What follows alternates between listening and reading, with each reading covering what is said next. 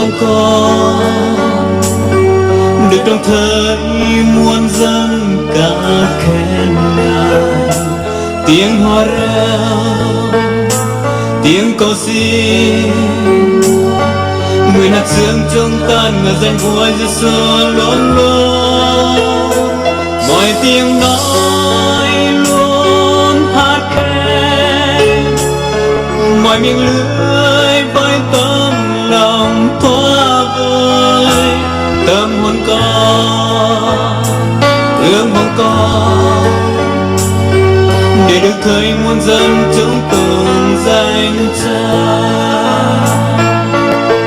Chúa Cha thiên đàng ơi, ban ơn phước dương người trao cho muôn dân khắp nơi. Mọi người thân ngoan ca người nhà, người thần linh xa xuyên qua bóng đêm và đập tan dây ma vương buộc cài trên chúng con. Và lòng luôn dâng lên bao tiếng ca tôn vinh Giêsu đang quyền lớn thay. Tâm hồn con, ước vọng con, được trong thời muôn dân ca khen ngài. Tiếng hoa reo, tiếng cầu xin, người nát xương chúng tan ngài danh vua Giêsu luôn luôn.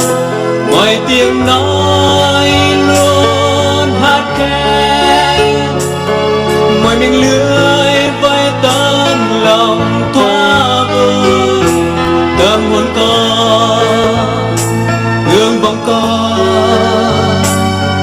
để được thấy muôn dân chúng tùng danh Cha.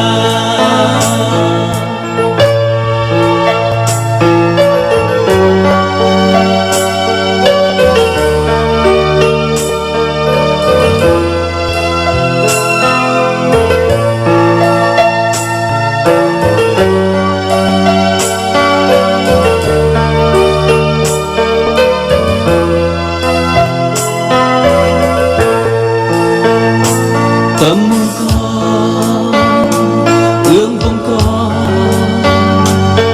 được trong thời muôn dân ca khen ngài.